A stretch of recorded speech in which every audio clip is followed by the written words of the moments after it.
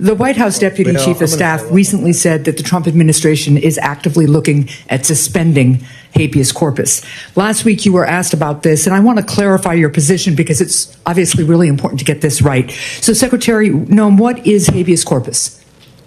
Well, habeas corpus is a constitutional right that the president has to be able to remove people from this country and suspend their right to. Let me stop you, ma'am. Habeas corpus, excuse me, that's incorrect. President Lincoln used it. Excuse me. What happens when a government official can't even define one of the most important constitutional protections Americans have? That's exactly what played out when Senator Maggie Hassan asked Kristi Noem about habeas corpus. And Noem's answer wasn't just wrong, it was dangerous.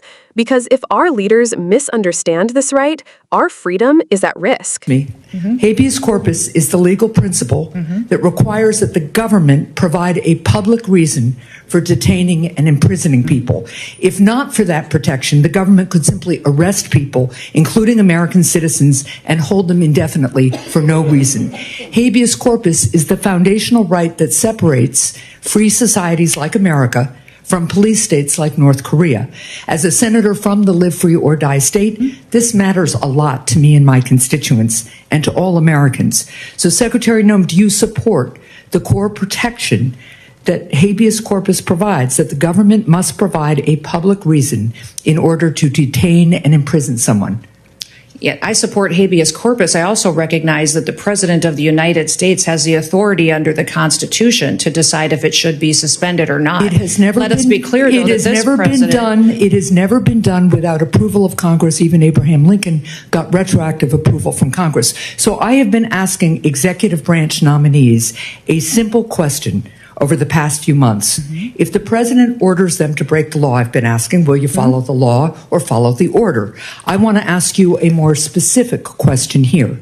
If the president tries to suspend habeas corpus and a federal court reverses the president's order, will you comply with the court order and uphold habeas corpus, or will you follow the president's directive? We are following all federal court orders and are complying with that, as is the president, and every decision that I make as well. That is obviously not true for anybody who reads the news. There are federal court orders right now, including returning somebody who was deported mistakenly. But to be clear, this is about a fundamental legal right that ensures that we live in a free society instead of a police state that would have a sham legal system like Russia or North Korea. So I'm glad that you have now committed to following court orders. I'm glad you believe in the basic freedom for Americans if ordered to do so by a court.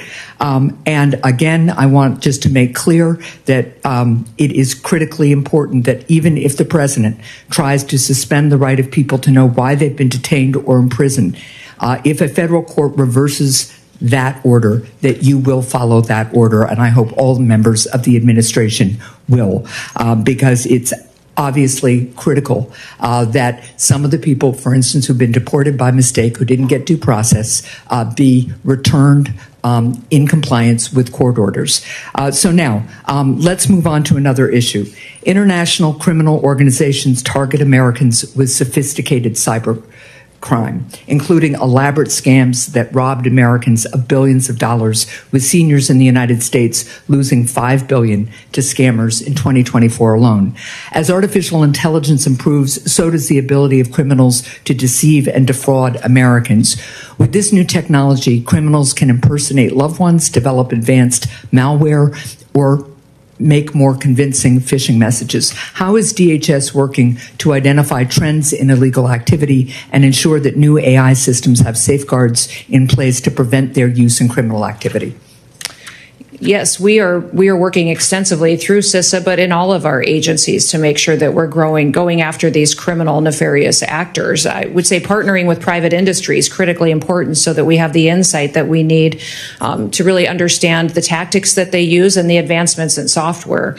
The AI ability that they have to adjust and to supersede some of our systems is incredible. And so investing in those systems is important, but also having the knowledge and bringing everybody to the table and breaking down the silos between our agencies and our intelligence agencies is important, so we all have the information that we need to get. Well, and that gets me to one final point and question here, because Senator Peters began to ask about it. There's been recent reporting that indicates that the Chinese government installed remote access to Chinese-made power inverters in the U.S., raising concerns that the Chinese government could try to disable parts of our power grid. And you made a comment following up on Senator Peters' question about the importance of not only working with private industry on this issue, as you would also want to work on AI, but also on working with state and local governments on cybersecurity. And can you just talk to me a little bit about how DHS is partnering with state and local governments right now on cyber? Well, that's one of the core critical missions of CISA, is to help those state and local governments harden their systems. We're extremely vulnerable by our weakest link. And so when you have a small state that doesn't have the resources it needs to invest in these security operations, then they're vulnerable to attacks and hacking attempts, and they can access our systems. If they have a contract or a system that interfaces with the federal system, it makes us vulnerable as well. So we are responsible for 10 of the 16 critical infrastructures under the Department of Homeland Security, and making sure that China can't come in and shut down our electrical grid, our water systems, things that people rely on every day for their day-to-day lives is very important. So that's why we need these kind of partnerships, is to make sure that we're secure all the way down to our smallest actor that participates. What we just witnessed between Senator Maggie Hassan and Secretary Kristi Noem isn't some minor slip-up. It's a moment that goes to the very core of what it means to live in a free society. When Senator Hassan asked Noem to define habeas corpus, Noem's fumbling answer revealed something much larger than a gap in constitutional knowledge. It exposed how fragile our system can become when leaders misunderstand or misrepresent the most fundamental protections Americans rely on. Let's pause for a moment here. Habeas corpus is not some abstract legal term buried in Latin only relevant to scholars or lawyers. It literally means you have the body. At its heart, it is the principle that the government must provide a lawful reason before locking you up. Without habeas corpus, the government could snatch people off the street, imprison them indefinitely, and never have to explain why. That's not the stuff of free societies. That's the hallmark of authoritarian regimes. Think about it. If habeas corpus didn't exist, there would be nothing stopping a president or a government from targeting political opponents, journalists, or even ordinary citizens and keeping them behind bars without trial. It's what separates the United States from police states like North Korea or dictatorships that use prisons as tools of control. That's why this principle has been called the Great Writ of Liberty. It is literally a shield that protects every single American, regardless of politics. So when Noem incorrectly described habeas corpus as a tool the president can use to suspend rights and remove people from the country, it wasn't just a misstatement. It was a distortion of its meaning, turning a citizen's shield into a weapon of government power. That inversion should concern everyone, because when leaders in power get something this basic wrong, it opens the door to abuse. Senator Hassan's correction was not just about fact-checking Noem. It was about drawing a clear line. In America, power flows from the people, and the government must always be held accountable. Habeas corpus is one of the oldest, most enduring ways we do that. In fact, its roots stretch back to the Magna Carta in 1215, centuries before the United States was even founded. Generations fought and died to preserve this principle, precisely because they knew the dangers of unchecked authority. And history tells us something else important. Suspending habeas corpus has only happened in the gravest of crises, like during the Civil War under Abraham Lincoln. And even then, Congress had to give approval. The idea that a president could simply decide to suspend it on their own is not only unconstitutional, it's an open invitation to tyranny. Now, let's reflect on why this matters in today's political climate.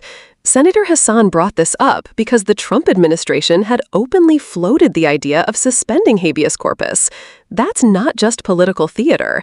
That is a direct threat to the principle that keeps America a nation of laws rather than a nation of arbitrary power. When Noem finally said she would comply with court orders, it sounded like reassurance. But her hesitation, her fumbling, and her initial mischaracterization raise real doubts about whether those words would hold under pressure. And that's the danger. When leaders are vague or confused about foundational rights, the public has to remain vigilant, because once rights are eroded, they're not easily won back. Here's the bigger picture. Civic literacy matters. Too many Americans don't know what habeas corpus is, and too many leaders act as if it's optional. But it's not. It is the lifeline that guarantees that we are citizens, not subjects.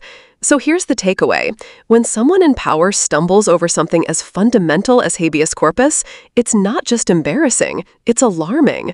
It should remind us that democracy isn't self-sustaining. It only survives when people understand their rights and demand that those in power respect them. And that's where you come in. Don't just treat this as another viral political moment. Think about what it reveals. Ask yourself, if leaders misunderstand this today, what else could they misinterpret or undermine tomorrow? Staying informed, asking questions, and holding officials accountable is not optional. It's the only way a free society continues to be free. If this breakdown has given you clarity, don't stop here. Share this video, talk about it with friends, and make sure more people understand just how critical habeas corpus is. And if you want more deep dives like this, where we cut through the noise and unpack why these moments matter, subscribe and join the conversation, because your rights are only as strong as your willingness to defend them.